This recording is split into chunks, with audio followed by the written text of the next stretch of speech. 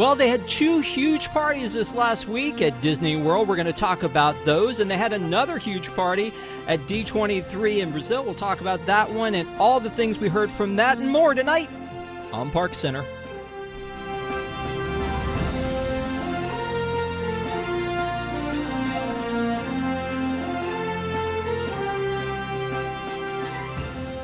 Welcome to ParksCenter for November 10th, 2024. I'm your host, Rob Whiteside. As always, folks, thanks so much for being with us on your Sunday night. We appreciate you. If you haven't already, subscribe to this channel. We love when you do that. And give us a thumbs up. It helps people to find the show. And chat with us in the chat. We'll be watching along if you're watching live. And, of course, super chat if you feel so moved. Tonight's panel of illustrious folks starts with Allie. How are you? Great. How are you? Why'd you laugh when I said illustrious? Come on, own it. Oh, like, you're there. So illustrious. Rob B, what's going on, man? Oh, just a princess wave? How's it going, everyone? Typical Rob Bazemore. And, of course, Mr. Patrick Hackett. What's up, man? He's muted. He's muted. Cool. He's muted. You know, I do that just to keep things lively. Yeah. No. I totally get that, man. Definitely. We Just need that. Keep getting toes. Yeah. Keep that energy. It's great. Got a lot of finger guns today. It's all good. We're all good. All right. So it was kind of crazy, and you know, Allie is a new Floridian. So she gets to be in the middle of all this mess that's down there. But it's kind of crazy that we saw not only the launch of Mickey's Very Merry, which we'll talk about in a minute, but also the return of Jollywood Nights. Those Jollywood Nights returns to Hollywood studios. We talked a little bit about this, that last year they had Jollywood, and it wasn't hugely embraced. People had some thoughts and they complained a little bit. This year I feel like they kind of upped their game, and they have a lot of different things going on. There's a Muppets Christmas Carol photo op with some robot arm down in stage one, like that you never get to go to, the Studio One shop. And then also we've got a dance party happening in Pixar Place. I think, Patrick, you specifically requested that one. And then the first night... Yeah, I know. The first night was sold out, and so now, you know, there are a lot of people, I think, a little bit more excited about this. There were some character meet and greets. Rob B, you are headed that way later this month, I believe. Are you excited, more excited than ever? And out of what you saw from our coverage of the first party, what are you the most excited about? Yeah, so we're going to be there on the 18th, and you know, I saw quite a few reviews, and I think overwhelmingly, you know, everyone that I saw, A, said it was significantly better than it was last year, and B, that it was actually a good value. So really excited. I've never been to I didn't go last year to Jollywood Nights. I've been to the Mickey's Merry party at Magic Kingdom, but never been to this. So really excited. We also did book the Jazzy Nights at the Brown Derby, so that's something I want to take a look at. Also, the Tip of the Top party, that looked pretty cool too. And really want to see Glimmer, right? My wife was really into the ice skating, so wanted to get a chance and take a look at that. So really excited about what I saw, really excited about, you know, what I've heard from those who were able to attend the first night, and looking forward to it. Yeah, honestly, the ice skating, a big addition. Doctor Strange was snuck in there, and I feel like that Doctor Strange is one of those things that it's really cool. It's a surprise and delight. But Patrick, is it a surprise and delight because they just can't say anything about Marvel? Are we hiding out Doctor Strange? No, it's awesome having Doctor Strange there. Honestly, I'm going down next month and not going to Jollywood Nights so far. Nothing has made me feel like it's enough of a value just yet.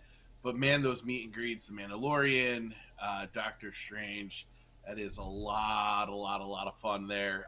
I also am really interested in the ice skating show.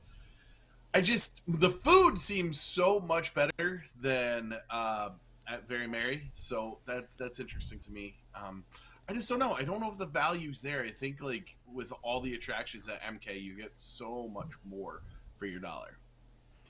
Yeah, and I definitely want to kind of touch on that a little bit when after we talk about Mickey's, which, by the way, Mickey's Very Merry Christmas Party seems to me to be the hardest thing to say. Rob, I heard you trip up on it a little bit. You're like, Mickey's, the party with the Christmas, and I guess part of it is I have always find myself saying Mickey's Not So Scary Christmas Party, because it's like they're back to back. They're the same kind of thing, one for Halloween, one for Christmas. They're so similar, and it's almost like difficult to talk about and not trip up on the two. It might just be me. Here's also the exclusive merchandise for this show. This night, and one of them is this cute little lug bag. With Ollie on it and the pin, and that's the other thing too, is they really didn't have a lot of merch last year. Allie, I know you haven't gone yet. Are you suckered in enough at this point? I'm sorry, convinced enough at this point to go to Jollywood Nights and spend the money now that you're a transplant? Yeah, now that I'm a bitter Floridian, you can just change that up there. I was kind of waiting to see what the coverage looked like last night, because I was thinking I could actually maybe go this Wednesday. Because I haven't been. I'm not a huge character person, and of course, coming from all of the years at Disneyland, I'm like, oh, Mandalorian and Doctor Strange and all the things that are out all the time. I know I'm going to hit a nerve with Patrick here, but like for me, that's not enough to pay for a hard ticket event, so I'm probably going to pass on it this year. But like, if that's your thing, it looks like they cleaned it up. The shows look like they're super cute, and all the meet and greets are super fun. So if that's your thing, go have a good time. But I think for me, I'm gonna pass and go to Disneyland. I love that. Yeah. It's not for me, but if that's your thing. No, like I'm not into characters. I'm not gonna pay for characters. But. Oh, I saw your picture with Santa. So this is the other thing that, Rob, you were talking about. I think you called it Glimmer, maybe, but Glisten. The ice skating show that's a huge addition this year, and it's taking up a lot of real estate right there in front of the Hollywood Theater. So that's exciting. All right, so that's the one party. The other party is Mickey's Very Merry. I'm telling you, it's never going to get it right. Mickey's Very Merry Christmas Party. We'll see. So Mickey's Very Merry Christmas Party started as well. One of the things that they have at this party is that they have the parade, which we don't have a parade at Jollywood. We also have a fireworks thing, which they have Jingle Bell Jingle Bam at Jollywood. So, Patrick, are you going to this one when you go down, or do you skip of this course. one too? Okay. I am not going to go down there and not go to Very Merry. Very Merry is one of my favorite events. I think Not So Scary is a little bit better with both parade and fireworks, but Very Merry has an awesome parade. It has great fireworks. I went and ponied up some more dollars and got garden seating for a dessert party there. I'm really excited. The one thing though, the food, our reviews are not real great on the food that's being offered at Very Merry. But it's, to me, Magic Kingdom screams Christmas. Hollywood Studios has been dead to me since the loss of Osborne. Once Osborne, it just doesn't feel the same anymore. You know what, though? During the day, to a day guest, I feel like Hollywood Studios is more Christmas than Magic Kingdom is, because I feel like Magic Kingdom ends their Christmas celebration at the end of Main Street, don't they? I mean, right in front of the castle, and then you turn off into the lands, and we don't really celebrate it as much in the lands like we do there. I mean, you've got Echo Lake is huge with Gertie, and then you turn down Sunset Boulevard, and you've got Sunset Season's Greetings, and we'll talk about Life Day in a minute. So I feel like it's more engaged across the park, but also I get what you're saying. I don't know. I feel like that they don't know. They don't know. They don't know what was there.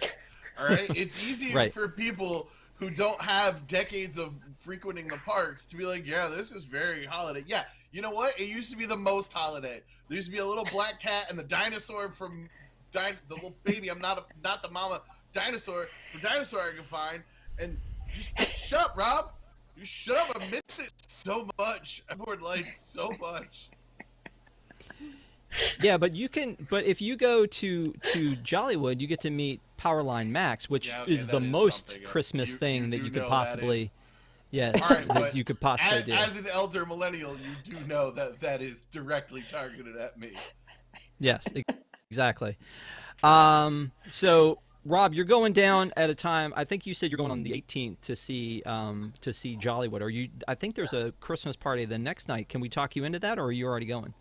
You know what? I've been to Very Merry many times, and that's great. But this year I just wanted to try something new, and two late night events, within like a 5 day period is it's just too much for me. So I'll see which one I like the best, and I'm sure next year I'll hit up one of the two again. Okay. So, Allie, I think you and I have talked about, like, to me, the best hard ticketed event of all time, and people probably get tired of me saying this, is Oogie Boogie. Boogie. Yeah, Oogie Boogie is, like, Yep. to me, the best one. Stop crossing your arms there, Patrick. I know it's a Go to Disneyland thing. Disneyland, Patrick. Yeah, Quit it's a spending money Disneyland thing. on dessert parties and go You to wouldn't understand. Disneyland. I know. I was going to gloss over the Right, fact that right, he did the fair. whole go to a hard ticket event and then pay for a top tier thing at a hard ticketed event. I don't know, but anyway, Allie, is out of the events that happen in Florida, is there one that you like above the others that you're more connected to, or I've not? only been to the Halloween party here and then the Typhoon Lagoon After Dark thing, which I actually didn't hate. I actually had a good time at that. But I'll probably pony up and go to one of these at some point before the season ends if the tickets are still available. It's just like because I moved down here and I asked Nana, who may or may not have been the best person to ask, but she said as far as like Very Merry, again, it's just a lot of characters, and then you can see the parade during the day later in December. So, like, the fireworks look really good, but do I want to spend all that money just to watch a fireworks show? Probably not. But I do like that they have a castle show and the fireworks and the parade. So for me, between the two, that would be the one that I would lean towards. Yeah, so let's talk about this for a second before we move on. Is the and Ronald mentioned this in the chat, is like Yeah. to see where the bigger value is. I kind of want us to take a look at that because Yeah. I feel like there's a difference in audience. I know, Patrick, you had asked at one point, because I had been to Jollywood last year, like, is this something I should take my daughter to because she's young. And honestly, I don't know that little kids would get a lot of it out of it. I think that the characters are definitely geared toward that. The specialty characters, like you said, though, are really more geared toward you than your daughter. You push her out of the way and you go get your picture taken with She likes Max. Rescue Rangers. She dug Um, the new version. and people have said, and even Stephanie had said, like, hey, I took my kids, they loved it. But I feel like it's a different target demographic. When we get to Halloween and we have Mickey's not so scary Not so Halloween scary. party, I'm telling you, we have that, and then we have Halloween Horror Nights. Those are two different audiences. I Yep. feel like you've got two different audiences here within the Disney sphere.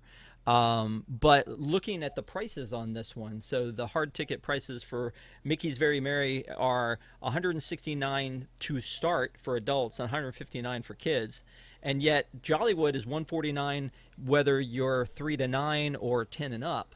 So they don't really care if you bring your kids. Is basically what I take from that. Agree. So when it comes to these two events, obviously Magic Kingdom is a bigger park. Magic Kingdom has more things, but your hours are the same, right? Both of them are 4-hour events. Is that right? Is it 4 or 5? 4 or 5, yeah. 7:30 to So 12:30. gotcha. All right. So I mean, again, I don't know if you, as far as that goes, if you, I feel like, and I'm going to go ahead and start, and I'm going to go counterclockwise, Rob, is that I feel like you get more bang for your buck out of Mickey's Very Merry Christmas Party because there are a couple different overlay things like the teacups and the Space Mountain and the Speedway that you can't do during the day in that mode. And you've got the parade alley, as you talked about, and you've got the fireworks, and you've got the stage show. I feel like there's more, and Patrick, like you said, there's more attractions there. So I feel like you get more bang for your buck out of Mickey's Very Merry Christmas Party. But Rob, what do you think? Yeah, so I think it's back to the target audience. It looks to me as if Jollywood has more adult, right? There's more alcoholic drinks. There are, the tippy top. There's, the brown derby. Like the attractions and the things we're doing there, and the food appears to be a little bit more, I won't say elevated, but mature. So it's great this time around. It's just my wife and I, so no kids are with us. And I think for me personally, there's going to be a lot bit more to it. I also heard that, from a number of people, Rise of Resistance happens to be my favorite ride in all the parks. And I hear that it was nearly a walk-on most of the night, or a 10-minute wait for most of the night. So that's something that's a pretty good value to me as well. Gotcha. Patrick, what do you think? I agree completely with what Rob said. It is target demographic. If I had a childless trip, I would be at Jollywood. I would be enjoying all the drinks and elevated food. Instead, I'm going to be trying to get my money's worth on free cookies and beverages. Which, I mean, come on, man. Eggnog's the worst. The worst. You can't have an eggnog and then go on an attraction. Teacups. Yeah, and Allie, you talked about it a little bit. Yeah, Allie, you talked about it a little bit, but you thinking the Christmas party first? I think, the Christmas party first, and just more stuff to do, more attractions, and as Patrick just brought up, you do get free cookies and eggnog if you're into eggnog, but I mean, at least they're offering you something to eat throughout the night. But yeah, it's just target demographic, like whatever it is you want to do. Yeah. I still think there should be a Halloween event that is for adults more at Hollywood Studios, that they do a hard ticket event for, using all of this IP they got from 20th Century. I still think that that's a missed opportunity, that they're not doing that. Maybe they just don't want to go into Universal's lane. Maybe there's an unwritten rule with Universal that somebody did a handshake with somebody and said, no, we'll never try to step on your toes there. But I think they should do something that is like the Jollywood Nights version at Halloween. But anyway, that's just a thought. Let's talk about gingerbread, because basically, while I was talking about the Magic Kingdom, you get Main Street and you've got decorations going on. You've got Merry Menagerie over at Animal Kingdom, and the decorations they do there, and all the stuff they do at Hollywood Studios. And then Epcot, of course, is still in the food and wine mode. They don't really go into Festival of the Holidays until we get into Thanksgiving. But which I need those menus. Let's go. What do you mean? Oh, the Festival of the Holidays. Festival of the Holidays. Yeah. Okay. So, so Christmas is in full effect right now, right? So, but one of the things that happens is that they take some of the attractions, like I said, for the Magic Kingdom, and they change them. But really, the Jingle Cruise is available all day long to everybody. The other ones are really just for the party night, Space Mountain and the Teacups and the Tomorrowland Speedway. But they've got the Jingle Cruise is in full effect, and you've got the nighttime overlays here. But it's nice that there's something that you can enjoy during the day when you're there. But the resorts have gingerbread. Like, that's become a thing. I feel like it started, and we're celebrating the 25 years of the Grand Floridian. But I feel like that with that, you got some merch. I love it. Here, let's go. I love that merch. I'm so excited. Yeah. Oh, that's awesome. Oh, it's so cute. Yeah. It's super cute. Yeah. 25 years of gingerbread at the Grand Floridian, and if you've never been, you should definitely take a monorail ride over there and take a look at it. They sell gingerbread out of a gingerbread house. There's a new gingerbread installation at the Contemporary, and of course, finally, they're going to put something else in Communicore Hall other than, and we hope, other than Spirit Halloween style racks of merch. They're going to actually make a gingerbread spaceship Earth. That's pretty exciting. So, Allie, clearly you've been to take a look at some of the gingerbread for us to report with the blog. Any that stand out to you? Yeah, I've seen the Grand Floridian one's always phenomenal, very impressive. I had to go a few times to keep reporting on that, and got to kind of see them build it and then be there for the opening. That one's a must do. The Contemporary one is also really, really good. What is it? It's dream lights or whatever they used to have that they should bring back on the castle. But Yeah. it's it's a giant castle at the Contemporary. It looks really good. And then today I actually went into Beach Club and saw the carousel, and that one's always super impressive as well because it moves, and that's just incredible. So I think those are the only three that are up right now. Boardwalk didn't have theirs. And then also, if you are at Disneyland, the one at the Grand Californian is also always very good. And that one you can get really close to and always kind of look for the hidden Mickeys as well. Yeah, no, for sure. I'm looking at all of this the stuff that's like we just posted the article to the site for the one from the Beach Club that is based on Mickey's Christmas Carol. So I love that. I love the fact that it rotates around and all that. And then you've got the Dream Lights at Grand Floridian. Now, I mean not Grand Floridian, Contemporary. Patrick, why would they do this? Why would they flex these Dream Lights on this thing when they're not going to put them on the actual castle? It's like when Universal's always putting attractions that they've gotten rid of in their tribute stores. Like, oh, hey, we used to have this. Remember this? Like, no, I want it. Bring it back. What? Just give me the Dream Lights. Like, why can't you figure out lights and projection mapping? That shouldn't be difficult. Also, I'm going to tell something very important for everyone. This is going to sound crazy because everything's so close to each other. The gingerbread shingles at Grand Floridian taste better than anywhere else. 100%. I being honest. Get the one from Grand Floridian. They are not as good anywhere else. But this is a time, just go around the resorts. The resorts are festive. It's awesome. Yep. We made specifically resort dinner reservations to get out and to go and spend time and see all the holiday displays. Cannot wait to visit the Pacific Northwest as close as I'll get to it at Wilderness Lodge. Can I just tell you, there's also a lot of gingerbread merch. And one of the things that I actually like a lot, and I don't know why, is this cookie jar. Oh, it's good. Yeah, it's cute. I'm kind of in love with this cookie jar, and it's got all of the different gingerbread locations on it. So that's kind of neat. Rob, since you're going down, do you mind picking me up one of those? And what else is on your list to visit or buy when you're there, gingerbread wise? Staying at the Grand Floridian, which is super exciting. I love the Grand Floridian at the holiday time. And actually, the day that on the 18th, the day that we're going to go to Jollywood, we're actually going to go to all the resorts and take a look at the gingerbread exhibit. So that's something that I like to do every year, just to see what it looks like.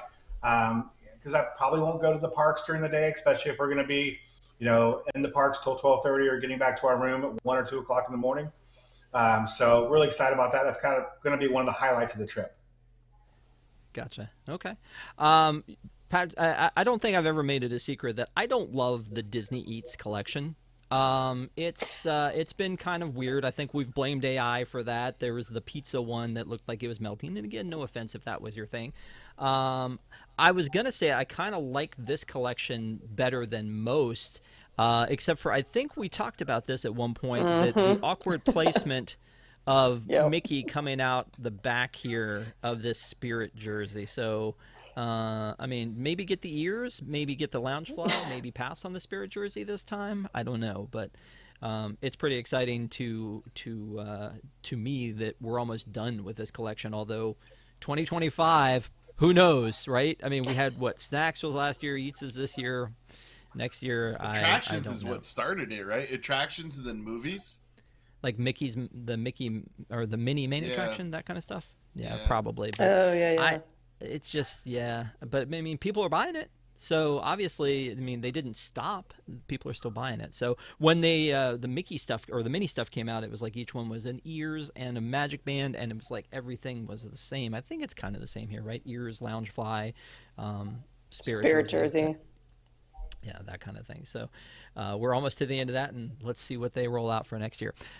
So as we've been talking about Christmas this entire time, I know this is a lot of time to talk about Christmas, but there is a lot that has rolled out recently for Christmas. Again, like I said, there is more to come with the Festival of Holidays and the Candlelight Processional and all that kind of stuff. They did roll out Candlelight Processional as the dinner packages for that one. But Patrick, you're going down for the holiday season. What on this list that you've seen are you excited about? Is it going to do the Olaf scavenger hunt? Is that why you're going? I love the Olaf scavenger hunt. The scavenger hunts are always one of my favorite things, especially now that I can be like, hey, yeah, I'm definitely might not finish this, so I'm going to pay for this, and you can mark it as complete and give me my prize. So I don't need to worry about making sure I get it right, but it's always a lot of fun. If you haven't caught on, I am excited to eat and drink. I love the different food, and I'm hoping to get some creative stuff at the Festival of the Holidays. I also love all the storytellers. Epcot's a great underrated place for the holiday time. Gotcha. Hey, Allie, I heard again. I think you mentioned this at the top that you got to meet Santa. So, this actually floored me because it's November 10th, and I went to open up my Disney Experience app like I randomly do for no particular reason other than to just check on the parks to make sure they're okay. And I opened up the virtual queue, and I'm looking at it just randomly to see if Tiana's still available this time of day. Guardians, and I get to they've added a spot for Springs, and I click on Springs, and it says 185-minute wait to see Santa. On November, that was probably yesterday. It was like there was a 180-minute wait to see Santa, and I think that the queue at that point might have even been closed off. But were you the first person to get to meet Santa? Yeah, I was the very, very first person. So they sent me to Springs on Friday to do that tree scavenger hunt trail thing. That thing's tree stroll. That's also something really good to do, and it's free. And then they just casually didn't really mention Santa until the last minute. They're like, oh, by the way, you need to go meet Santa. And I'm like, oh, cool. That won't be awkward at all. I'm sure he will be thrilled to have this 40-year-old Disney adult show up and be his first customer. Yeah, he was great. So it is a virtual queue. It opens, I think, 4 or 5 times throughout the day. So even though it may have said 185-minute wait, they do open it often. You do actually have to be at Springs to get into the queue, because I thought I'd be able to do it from home, but I had to actually be in the parking structure. But the Santa I met was phenomenal. We got some really good pictures together. We were taking selfies. We were making hearts together. And yeah, he was great. He asked me what I wanted for Christmas, and 10 out of 10 would recommend. He was super fun, and kids will love him too. So again, something that's free. You can go to Disney Springs and anybody can do it. What do you mean the Santa you met? You met Santa? Right. Okay. Yeah. No, that's awesome. And he's at the Star Wars, the Star Traders shop that was over by the Pin. Yeah, right next Traders, to Pin Store. I gotta find You don't have the picture? Your picture that you sent? Yeah. No, I don't have that available. Sorry. We can pull it up in post. But yeah, it was there it is. Oh, wait a minute. Hold on a second. Let me get right to you. There we go. Here they are. Oh, look at them. Yeah, do you have the picture of Allie pushing the little kids out of the way to be first? As she's trying to play it off. And by the way, Allie, I don't think you will be the only 40-year-old Disney adult to go and have their picture taken with Santa this holiday season. I'm guessing. I mean, sometimes they could be older. Speaking of which, Rob, are you going to go visit Santa when you go? I'm not. Well, you know what? I think I will. I'm sure I will. Christmas is just that time that fills my heart with joy. And seeing Santa and seeing the kids, meeting with them was exciting to me. So, yeah, you know what? I probably will be there for sure. Yep. Gotcha. Okay. Well, again, there's a ton of stuff to do at the holidays. It's one of those times where, I feel like you can never have enough time to do all of it, especially if you're a huge Disney fan, like we assume you are if you're watching our show, is that, you want to go and you want to go to all the resorts and see the things that are there. You want to go to all the parks. You want to do the things you normally do, but then you also want to do all of the Christmas and holiday things that are there. Let's talk about Life Day for a second, because, by the way, I feel like that Disney World is going to get merged, but Disneyland is going to get something a little bit better, and we'll talk about that in a second. But for Life Day, which is November 17th, which is the day that the original special aired, the Star Wars Holiday Special, they're celebrating Life Day with this pin and also a sweatshirt. I actually bought the sweatshirt last year. I don't think it had a date on it, though. But For Life Day, it's one of those things where they've got Life Day is the way they celebrate Christmas in Star Wars Galaxy's Edge, because theoretically Christmas doesn't exist there.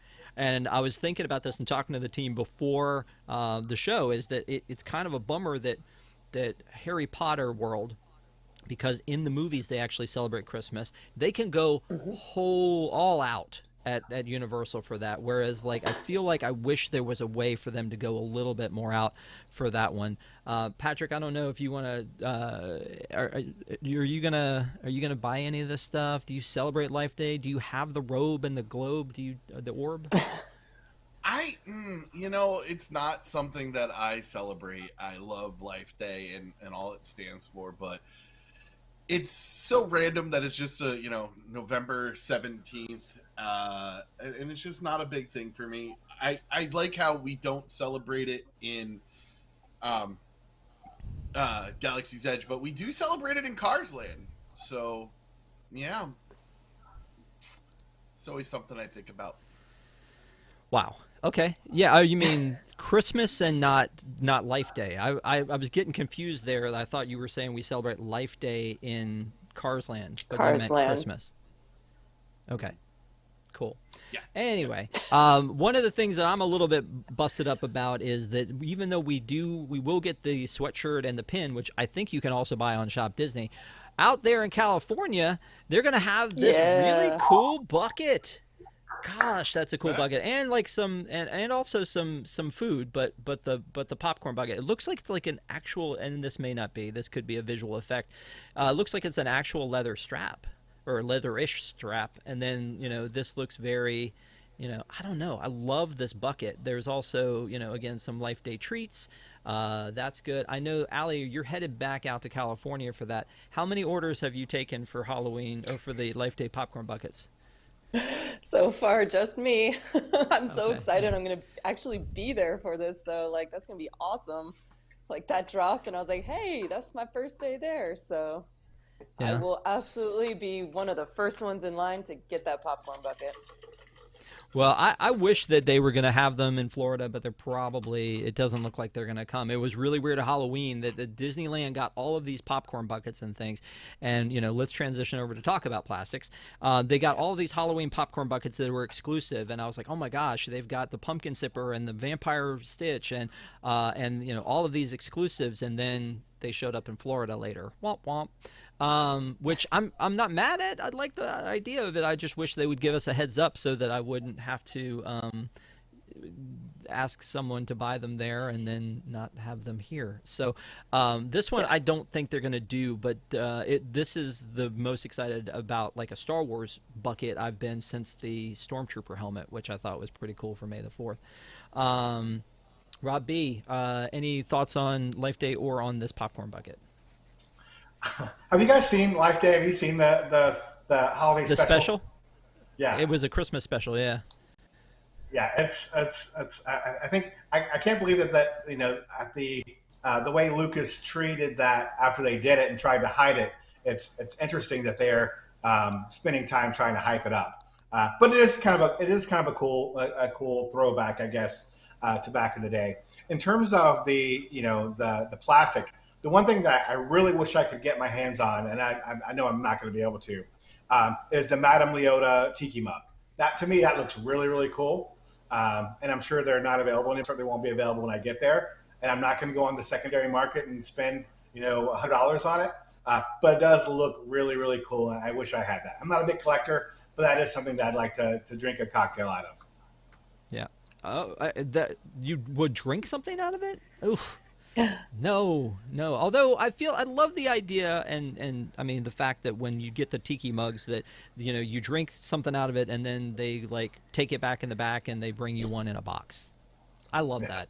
Like you get to have the experience of drinking it, but you don't have to clean out the nooks and crannies inside of it that have whatever juice of the day they have in there. So yeah, pretty exciting.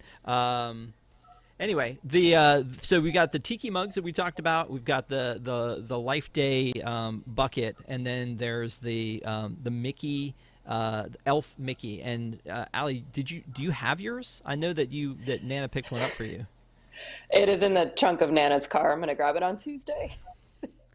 How dare you? That's awful. I can't believe that was Well, I don't want to that haul you've. this stuff back from Disneyland, so I was like, just grab it tonight. Plus, everything's always way cheaper here. And Rob, sorry, but the Madame Leota tiki mug is gone here.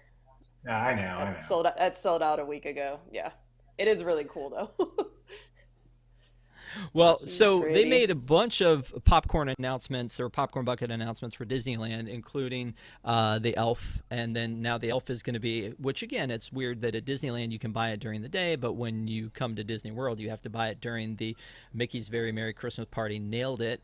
But they've got so many different plastic things coming out in Hmm. to Disneyland. But oh my God, The the gingerbread. first of all, they're killing me with this Nutcracker Mickey playing the drums because last year they had the Nutcracker Mickey playing the trumpet, and now I've got like, oh my God, can I have both? Should I have both? No, probably not. But that gingerbread, the gingerbread house is epic. I love the gingerbread house. I think that is so cool. That may be my favorite. And my wife always razzes me about the fact that 90% of popcorn buckets technically shouldn't even hold popcorn. Specifically, like there's no room in them. This one looks like it could actually hold popcorn if you wanted to be a barbarian and actually put popcorn in it. Patrick, any of these things as you shake your head vigorously at me? I can't eat popcorn anymore, so I don't. The fact that collecting popcorn buckets has been lost on me. Nobody gets No, it for I'm not. popcorn. I know, but it's just. I got my one. It's hiding behind my title belt right now. I have the Imagination Pavilion. I don't know what else I need. No, I'm good. I'm good. I'm a couple little things. The 25th anniversary gingerbread stuff I'm feeling. Yeah. Well, so and people have asked me about this before. Is that like with me? I'm very specific. It has to be a Disney Parks thing, sipper, popcorn bucket, or or tree alley, or also like a tiki. But it has to be a Disney Parks thing, and so that's Yeah. one. Secondly, it has to be something I'm buying from a cart. And these are the weirdest rules I know. It has to be something I'm buying from a cart and not necessarily something that I'm buying from a store shelf because they do that. They have sippers and things that are on the store shelves, and to me, it's like, oh nope, that doesn't count. I don't have to. I don't have to feel obligated to do that one. And then the other thing, Rob B, is I don't like to hit the secondary market either for that kind of stuff because it's kind of frustrating that a lot of people, eBay resellers go and they grab them all up. But the other thing, again, because it has to be Disney Parks, is like they've just announced this stuff coming to movie theaters for Moana, including the Nacho Boat. And The I'm like, nacho boat's awesome. so the Nacho Boat, like, and then this The popcorn nacho bucket that boat's looks like a what's up. wave. But look at how many nachos that fits. It's like Oh, eight that's awesome. nachos and like 8 chips and cheese. But yeah, it's something. It's something, all right. But that's not something that would qualify that I would need. Nor is this. The one they have at Universal. Oh my god, it's so cute though. It's so cute. But the other thing is that's weird to me is that they sell them on shelves. Again, I know these rules mean nothing. These rules are stupid, but they keep me from being completely poor instead of just partially poor. So there are boundaries for these kind of things. But honestly, the stuff they're putting in the movie theaters now are really cool. I know that the Deadpool Wolverine buckets were great. They did an Ecto one at one point for maybe the Ghostbusters Afterlife. There was the Optimus Prime was insane. So some of the popcorn buckets they do are really cool. So let's move on to Tiana time. We've been talking about Tiana since 2020. Like that's literally when they were like Splash Mountain will become Tiana's Bayou Adventure was during COVID, during the pandemic. They made this announcement. The transition is almost complete this week. The 15th, they're going to finally open Tiana's Bayou Adventure on the West Coast, and everyone will be able to experience it. But we've already had previews. People have already been inside it, riding this thing. We've already had the Magic Key previews and cast member previews and basically anybody with a pulse previews have happened. So but now they're going to have virtual queue, which Allie, I want to ask you about this because they're going to have 3 virtual queues and they're very specific about it since you can park hop between those two. It's like the first Yeah. one you have to have a day pass for, I mean, a park reservation for Disneyland for the 7 a.m. one. Then for the 1 p.m. one, or 12 p.m., you can be in California Adventure, but you have to be in one of the two parks. And then at Scan what, 4 in. o'clock? You don't have to be in, just scanned Yeah. in. Yeah. Are you excited about this? Yeah, that's kind of why I'm going back this week.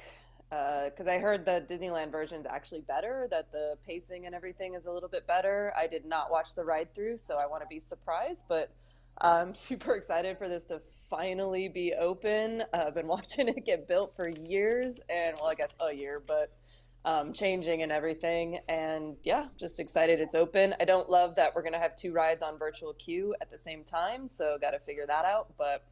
Or maybe they'll open Haunted Mansion Holiday and take that off virtual queues. Kind of what I'm hoping, but they haven't announced that. Well, when Mickey and Minnie's Runaway Railway opened up, they had that on virtual queue for like a hot minute, and then that was like, right. I mean, it wasn't very long at all before people were like, "No, we're good. You can open it up to." I mean, standby." Anaheim is 49 degrees when I've been checking the weather, so I don't think Tiana's is going to be super popular in the winter with the locals. So we'll see how long that lasts on the VQ. But yeah, but it's weird though that they're doing 3 instead of just the 2, right? well, what's on VQ? It's Haunted Mansion. It's Tiana. No. I What's the mean third three one? three shifts, like that you get 3 Oh, chances of at it. Tiana. Yeah, see, I don't hate that because then, like, if you're a morning person, you can get a morning virtual queue, and then if you're someone that comes a little bit later, you don't have to worry about that at 7 a.m. I actually like it when it's spaced out. Yeah. World of Color 1 is on the VQ app right now, and Haunted Mansion Oh, yeah, I Holiday, gotta get which that too. obviously Yeah. that doesn't really count. But yeah, I mean, I don't think they're going to get rid of Haunted Mansion Holiday until they actually open up everything else. I think it'll still be virtual queue because there's no place for people to stand. So, Rob B, any thoughts on Tiana and on the West Coast? I know. You've done the one on the East Coast, right? Yeah, I've done the one on the East Coast. I am excited about doing the one on the West Coast. We're going to be back in Disneyland in March. But I agree. I hear that you get quite a bit more wet on the Disneyland version. So you have it, with those cold, Southern California nights. I don't know that I'd want to ride that ride later in the day either. But it's exciting, and I like the seating configuration a little bit better than in Orlando. So looking forward to trying it in March. You like the seating better at the one in Yeah, I do California? too. I do too. I do too. Yeah. Yeah. Okay. Yeah. All right. But yeah, you do get more soaked. Tom and I went on it before, like kind of at the end of Splash Mountain, and I didn't realize how different that trough system makes things rather than the flooded system. You just get just soaked. Just annihilated. You get wrecked. Yeah. Yeah, get wrecked. That's exactly it. Really quick before we move on, I want to talk about we have a super chat. The Trauma Factor obligatory. Hey, Desi. Hey, Rob. Wondering if the super chat will make it into this week's show. It did. You did. You did it. I like that Patrick is not only a wrestling fan, but a Treasure Planet enjoyer as well. Love the show. Thank you, Trauma Factor. Appreciate it. And, of course, Desi is in the chat tonight, being a moderator. And, Desi, thank you so much for doing that. And then we also have another super chat real quick from Care Bear. It's a $2 super chat. It just says $2. So thank you, Care Bear. We appreciate it. We appreciate you being on the show or in the chat every week. So thank you so much for that. Let's talk about a rumor that is a little bit strange and sad. A sad, strange little rumor. And Rob, I'm going to come to you first because I know this one hits you close. Yeah. Which is really funny because Piano Rob, I'm watching him on Instagram, and Yeah. too many or not enough. That's what I'm saying. Too many. Oof. So Piano Rob put on Instagram, it was like, hey, stop tagging me in these stories, because he used to play piano, as we all know, at Jellyrolls, and everybody is like tagging him in every story, going, at Piano Rob about the fact that Jellyrolls is closing. So for those of you that don't know, the Disney's Boardwalk, which was supposed to be a much bigger deal than it actually ever ended up being, and is still, as they say, in a state of becoming, is closing the entire side down there. It seems like the brewing company went belly up. Now they're talking about closing Jellyrolls before the end of or at the beginning of 2025. But Rob, when we talked about this pre-show, what did you say about that? The first thing is, why would they not close Atlantic Dance Hall first? That I go there and maybe there's like 6 guys in there bobbing their heads around, and there's never anyone there. So if you're gonna need to repurpose some real estate on the boardwalk, why is it not Atlantic Dance Hall? That just doesn't make any sense to me. Secondly, unless you want to go to Disney Springs, which I do enjoy going there, there's nothing to do at the resorts, after like 11 o'clock at night. It seems like Jellyrolls is one of those last few things where you could go if you were a grown-up wanting to have a little more fun that you can do later in the night. And it makes me sad that they would pull that out. And such talented cast members there too, right? That, I go and, I can't even count how many times I've been there, and the great memories I've had. And again, watching the very talented cast members, it makes me sad if it happens. Yeah. I assume you've been there, Patrick. Yeah, I tried to go because Boardwalk's my favorite resort now, and I was staying. And the cover charge was absolutely ridiculous. If you want people to come in there, you cannot charge that much of a cover. Maybe a lower cover and a drink minimum, which I gladly would have done. I agree with Rob. Pardon me. There is nothing to do late at night anymore. No one's asking for the return of Pleasure Island and all the trouble that brought, but it would be nice to be able to cut loose and have a good time. Even at Springs, even at Boardwalk, where there's Abracadabra. Abracadabra is the most overrated, overpriced thing I've ever experienced. I wish this would stay, but it needs to be revamped. You can't be charging that cover. Yeah. Allie, I know that in California, Ballast Point, that's your place. Yeah. Have you? You don't have to tell us because I know you'll get flooded with people. But have you found a place in Florida? And if I'm hoping it wasn't Jellyrolls. It was. I've actually never been to Jellyrolls. I'm curious how much the cover charge was that set Rob over the edge.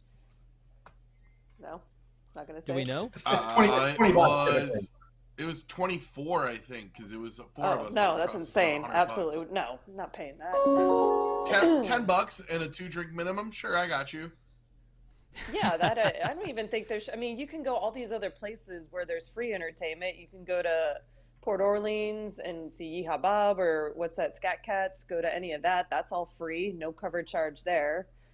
I do agree, though. There needs to be more stuff to do at night. And I know they don't want riffraff and trouble and everything like that. But I feel like there's a way to do it that would be not problematic. So let's just make it a Starbucks. Just close everything and just make it a Starbucks. Let's just do that. More and Starbucks. it'll be fine. Before we move on, we have another super chat. Hang on a second. Why is that a thing? There we go. All right, just you got to have that. That's part of it.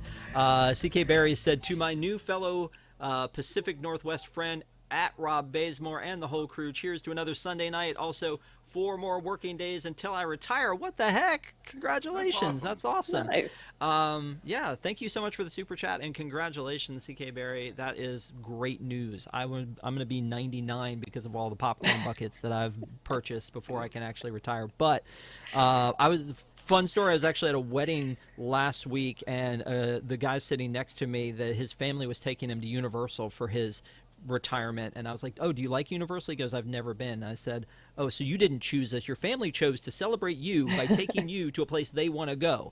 And he's like, yeah, pretty much. That's what we did. So then everybody asked what everybody's house was, and it became a Harry Potter thing. But again, thank you for the super chat. We appreciate it. Let's talk about D23 Brazil, because why not? I am, first of all, shocked that there is a D23 Brazil. Secondly, it feels weird that it would be this close to the last D23. It almost looks like, what new information do they have to share with the world? And so they did share a few new things, but some of the stuff that they shared for parks and resorts got the internet a little bit upset. I think a little bit confused, a little bit upset. One of the things is the Pirates the Pirates Lounge at the Magic Kingdom, a new take on what it will look like. It looks like it went from a hootenanny to Victoria and Albert's. I mean, I don't know if I'm the only one that thinks that, and I'm going to go around and see what everybody's thoughts are once we talk about the four big things that they talked about on here. So that's one. The other is that they have a list of villains that are inspiring the new land, including Yzma. So they put it up on a screen, and they have all of these villains, which incidentally are very similar to the villains that are coming to the villain stage show. It's almost like they're trolling us or testing us or something like that. So the villain show that's coming to replace poor Lightning McQueen's Racing Academy is basically the same villains that they're talking about bringing here. I've got an issue with this one as well, which I'll talk about in a second. But the one that really broke the internet, I feel like, was the rumor that this Cars e-Ticket Magic Kingdom attraction will be the first trackless high-speed thrill ride. And so what they showed was footage of Imagineers driving in a car that wouldn't be the car on a track that wouldn't be the track. And everybody immediately was like, oh, it's a trackless ride system with dirt on it. I mean, is it? Like, I don't know that anybody said that that's what it was, but I feel like that the testing is probably to show what it could be like. That, like, this would be like this, and everybody's like, oh, it won't be like Radiator Springs Racers, it won't be like on a track, because it's going to be this. I can't imagine that it's going to be an actual dirt track, because the maintenance on something like that seems impossible. So I feel like maybe, I mean, the internet usually doesn't get it wrong, but I think maybe in this case they may have it wrong.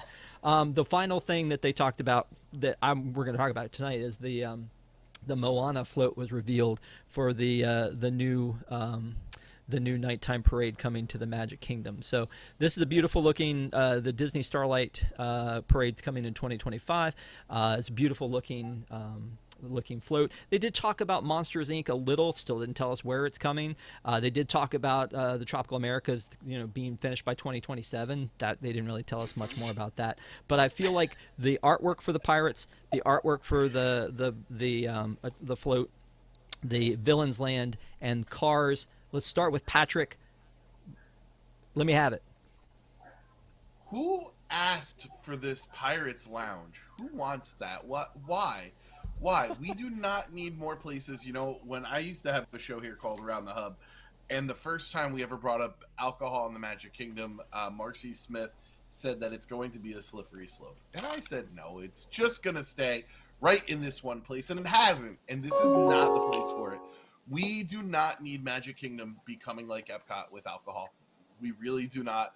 I don't know who wants this Pirate Lounge. I don't like it. Why are we putting an attraction geared towards children and making it a high-speed thrill ride?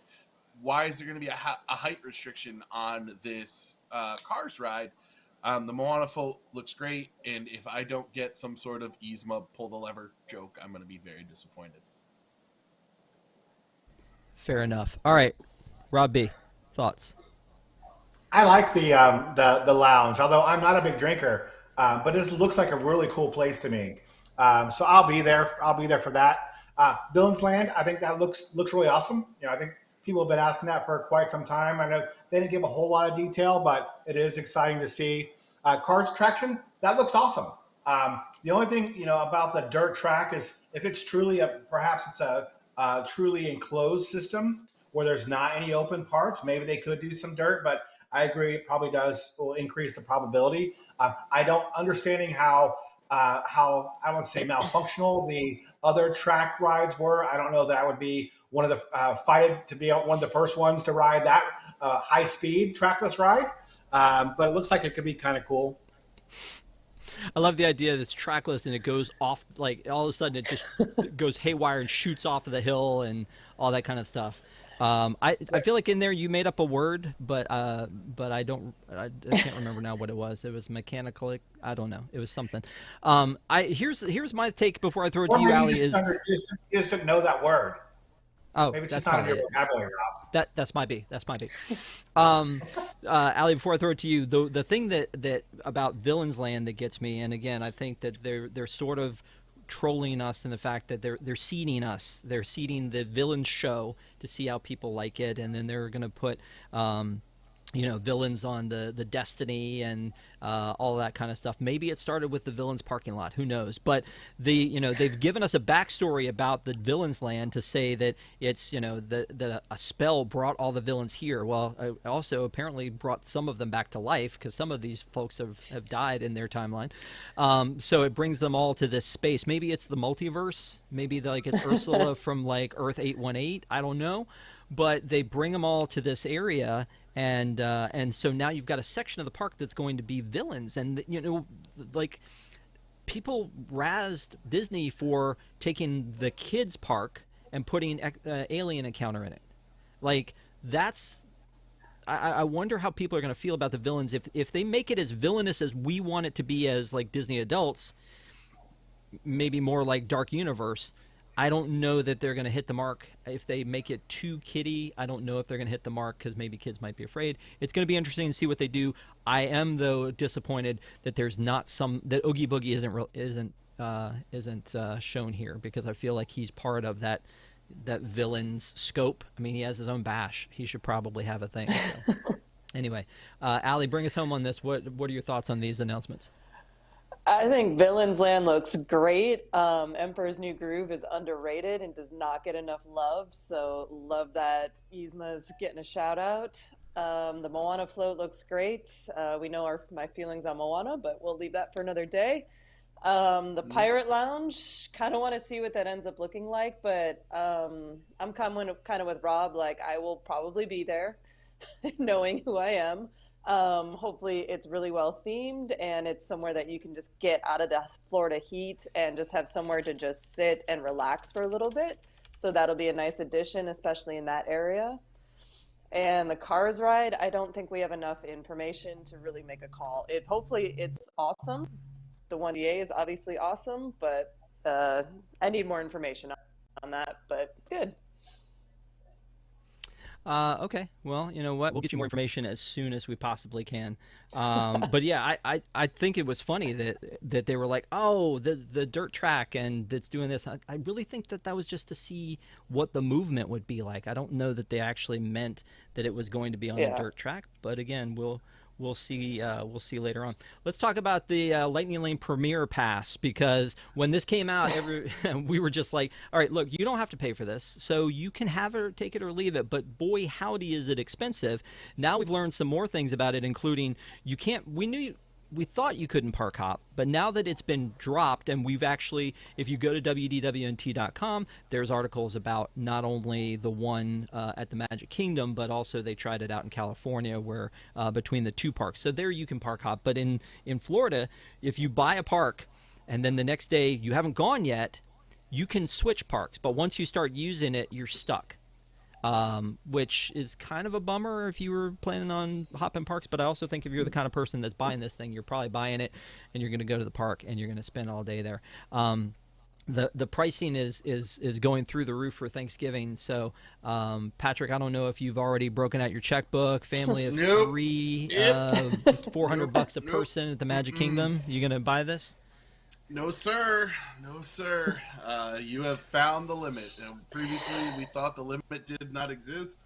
But no, there's the line. I found it. It's entirely too much. However, if 7 people would like to join me for a VIP tour, let me know. Okay. I mean, honestly, it's one of those things where, I thought it was going to be a little bit more like the Express Pass. It would be nice if it was included with your deluxe hotel stay, but all a deluxe hotel stay gets you is the privilege of buying it. So yeah, a little bit pricey, but so the prices that were the price ranges that were announced is Magic Kingdom $329 to $449, but the price is actually going to hit that $449 for Thanksgiving weekend, and then for Epcot $169 to $249, Animal Kingdom $129 to $199. Honestly, at Animal Kingdom, that price is not that far off. I feel like. But again, there's not that much to do. You're guaranteed a lot more at Magic Kingdom. But the Animal Kingdom price is not that far off if you're already going to buy a Lightning Lane multi-pass and then add the the Lightning Lane single pass for Flight of Passage. Then you're already starting to get there. But again, I look at this as like I have a family of 4 times 4. This is crippling. But if you've got the big time money like our friend Rob B., he's going to go and he's going to just make it rain, I think, when he goes down there, right? You know what? First of all, no judging here, Rob. I'm not planning on buying it when I am in Disney World. I get down there enough, and we'll be there for multiple days. But I am really considering it when I go to Disneyland for a few reasons. First of all, you get to use it at both parks. Secondly, we don't stay there for nearly as long, and I don't get down to the park as frequently as I do Disney World. So for me, it will be more about just being able to maximize my time at Disneyland, which again I just don't go very often.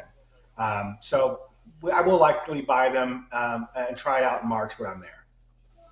Yeah, gotcha. But for one day, and I won't buy it every day that we're there. One day. Allie, you live in these parks basically, so there's no reason for you to do that. No. But you're like, no.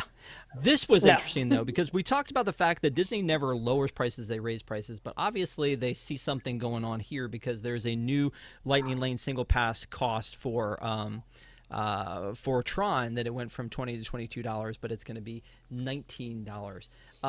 Honestly, I feel like we're almost at the end of single pass for Tron.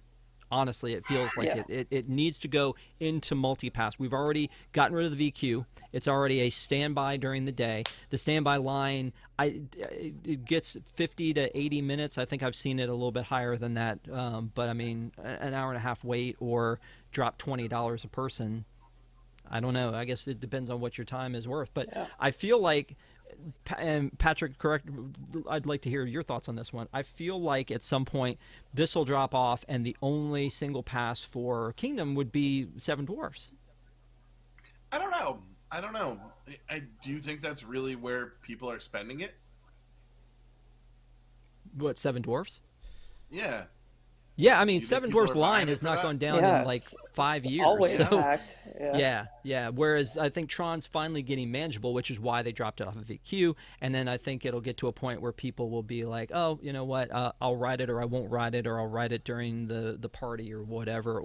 But I think eventually it needs to be rolled into single pass or the multi-pass. But maybe that means multi-pass goes up in price so that they can continue to recoup that money. But it's the only park that has 2, right? I don't think any other park has 2. Recoup what money? They don't need to recoup anything. They got to recoup it.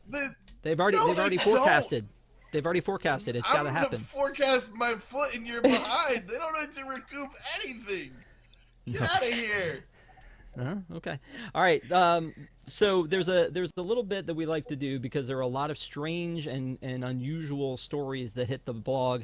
And so we do a segment called It Came from the Parks. And so here's how this works is I'm going to offer each of the titles of these stories to the panel, and then each of you will tell us which one you would like to talk about here. So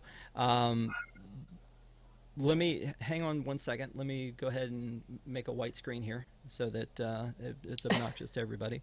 Talk amongst yourselves.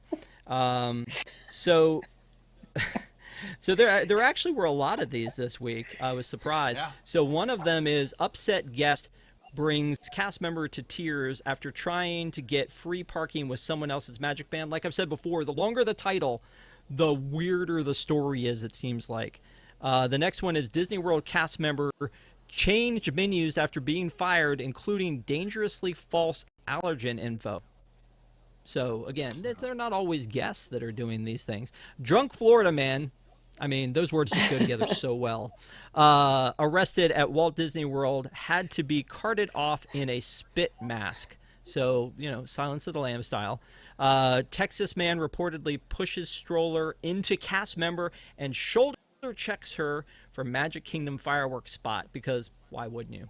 And then the last one is one that we missed on our last show, which is food delivery driver trespassed and arrested for joke threat to blow up Disney's Animal Kingdom Lodge. So many choices. Let's start with you, Allie. Which one speaks to you the most for the weirdest here? They're all weird. Let's go with the last one, though. That was the one where I was reading the article and was kind of the most intrigued. Why would you tell a guard at a resort that you are there to blow up said resort? I don't understand. Something there is not tracking. And I think it also said his wife was in the car. Like, at no point was she like, hey, maybe this isn't a great idea or we're kidding. But, like, it seems like he sold it and then there was explosives in the trunk. I mean, there wasn't actually explosives in the trunk, but he was saying that. What was going on there? Why would you say that and do that? Wild. My favorite part of the article is this line. Excuse me? The Disney security guard asked him.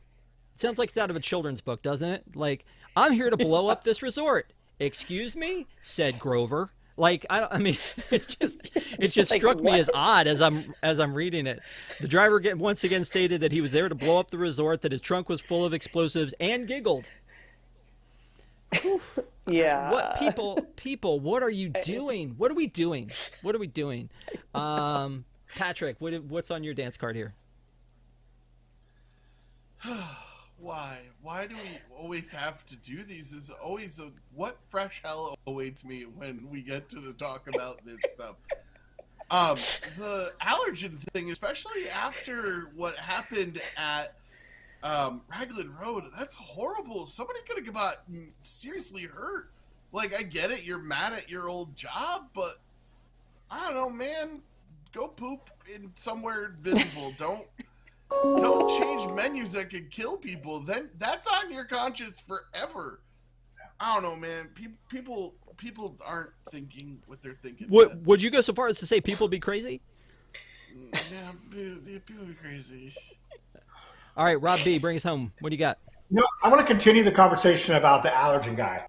First of all, that's nuts. I mean, we talk, he could have actually killed other human beings. That is insane to me. But also, we talk about how terrible Disney's IT systems is. I read another story where the guy tried to log in over 100,000 times over just a couple-day period. For Disney not to have caught that for me, that's unbelievably terrible. And I think the bigger piece here is the FBI is investigating. This is, again, a situation where people could have lost their lives. This isn't just I believe that we quoted $5,000 lost in lost revenue. This is a huge risk where someone could have lost their lives. Disney has to do better securing both this and our personal information. And it's just really disappointing to me that Disney IT doesn't have a better grasp on this. Yeah. Again, a very weird week. Well said, sir. Well said, sir. Very weird week in the Disney news. But if you want to go deeper into all of these articles that we just talked about, it didn't seem right for us to go over them one at a time. So they go into that came from the parks. But definitely check out WDWNT.com for more information. Let's talk about New Year's Eve as we hit the home stretch here. So the park hours and fireworks schedules have been released for the New Year's Eve 2024 at Walt Disney World, which is exciting. And also all of the Epcot park reservations are gone, which the only time I went at New Year's and we went to the reason we went to Epcot was because Magic Kingdom was going to be a dumpster fire, and so we went. Is that the technical term for it? A dumpster fire? Yeah. Yep. And so we went to Epcot because Epcot seemed like it was endlessly open, and now park reservations exist, and park reservations are already gone, even though a lot of people are actually blacked out during Thanksgiving and New Year's and all of those. So that's going to be a thing. But before I talk about New Year's plans, I'm sorry, Patrick, let me throw this offering out there that if you can't get into the park, you are welcome to go to the Contemporary and go to the California Grill and ring in the new year with Tiana for only $799 a person. It looks like it's sort of scripted as somewhat of a murder mystery, and also you get to meet all the characters, and I'm sure also eat some amazing food. Probably a great thing. I'm sure at some point back in the day, somebody was like, oh, this Disney insider tip. New Year's Eve, go to the Grand Californian, get a reservation, and you just eat dinner there, and you'll have a great view of the fireworks, and you won't be in any of the mess. And then Disney was like, I think we can charge a premium price for that. I'm pretty sure. Patrick, you said you were blacked out for New Year's Eve, so obviously you're not going. But have you ever? You have never done New Year's Eve there, I'm sure. No, I've never done New Year's Eve. I would love to, but I'm not going to go in a park. I'm not. That's insane. I don't think this is that bad. The $800. I mean, if you try and do stuff like that in New York City, here in Connecticut, you can be paying a premium like that as well. So for once, I don't think Disney is way too far off the point. Epcot's the best place to ring in the New Year. Where else would you want to ring it in? I mean, Epcot feels to be the right place. I don't know if I would have gone with MK. Yeah, and my wife was just saying tonight how much she loved the experience of Epcot because they kind of do the announcements from around the world. It's like earlier, France welcomed in the new year, and they dun dun dun dun. So I mean, that's a pretty cool thing. I'm looking in the chat, and and Desi is doing the napkin math that. What's her face did about the Star Cruiser, about how much per minute does that cost for you to spend $800 for New Year's Eve. So little costly. Now the great thing, Patrick, is if you wanted to do that $800 dinner, you could probably also pay for the Lightning Lane Premium, which would probably allow you to get your lobster roll ravioli faster. I think is how that works. I don't know. I've never been. I would premier pass a buffet. Heck yeah. Yeah. If I have my own lane. Yeah. I got it. Yeah. No, that's a great idea. Okay. All right. Allie, where are you spending your New Year's Eve now that you're at the most magical place on earth? I don't know. I'm surprised they didn't ask me yet about New Year's. I did do New Year's Eve last year at Epcot. It was super fun. The fireworks were amazing. The dance parties were great. The energy was great. I didn't think people were obnoxious by any means. So I would actually recommend Epcot. I had a great time. So maybe back to Epcot, or maybe just go to bed at 10 p.m. because I'm tired and I'm old and I just want to sleep. Do you have the Incredipass though? I do. Okay. All right. Yeah, so you can get in. So they will definitely tag you for this then, because I think most of them have sorcerers and they're blocked out. So I think you better get the park passes are gone. I was about to say you better get a park pass. You don't have one already. All right, well, you have to figure that one out. Rob can help you out with hacking into the system because he does that. Let's move on to this final thing before we go. Is that this came up and I wanted to ask you guys this, okay? Because Moana 2 is coming out, and she has a different outfit in Moana 2, which makes sense. I don't think she would have worn the same thing for the past however long this has gone on. They're changing the meet and greet character costume to this, which is, again, that's the costume from Moana 2. And Patrick, let me start with you, and then Rob will hit you up, and then Allie, you can abstain because I know that you and Moana have beef. But with your daughter, when you go to do meet and greet characters, is it weird when they change the costumes all the time? Like, I feel like that kids get used to like just the one costume, but of course you've got 1900 where you've got Tiana in what Shannon calls her pantsuit, and then you've got Belle in her like blue dress, and sometimes in her. You don't think this is weird? No, absolutely not. I think it's awesome. We're going to Hollywood and Vine, so we can see characters in their holiday regalia. I think it's great when they change it up. The one thing I didn't like was the spoilers for Frozen 2.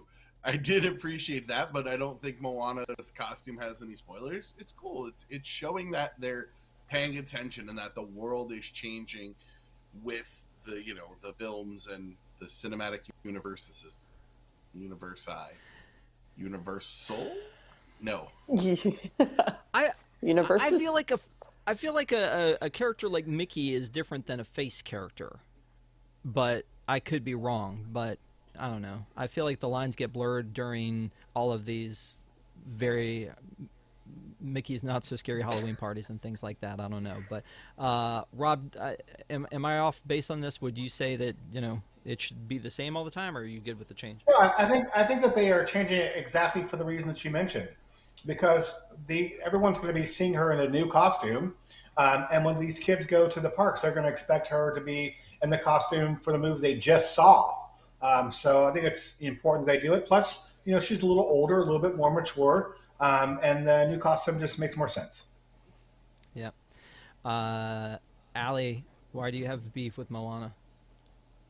I don't have beef with Moana. It was just that whole like parade thing that they did with Magic Happens, and I don't really have an issue with Moana as long as they do it well. I think they should. I'm with Rob on that. They should change the costume to match the movie because if kids are going and watching the movie, then yeah, they're going to want to see her in that costume. And I actually think that costume looks really good.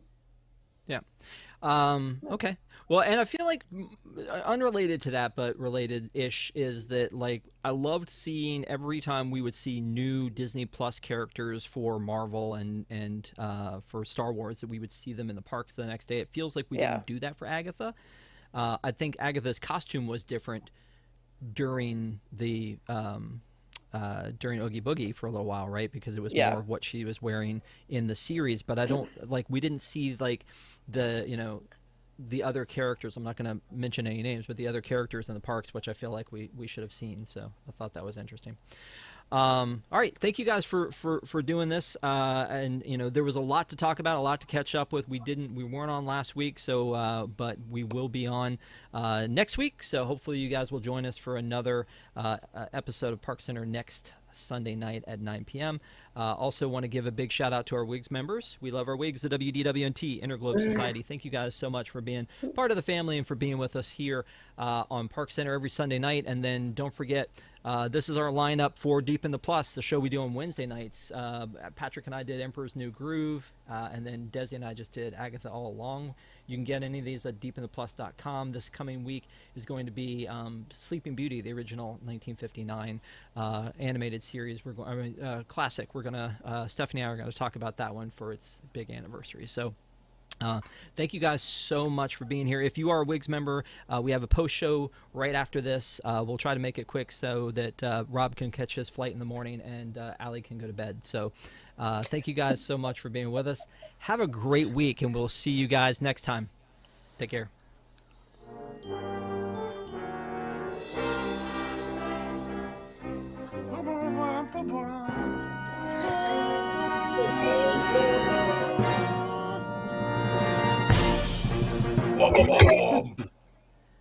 Love that. Solid ending.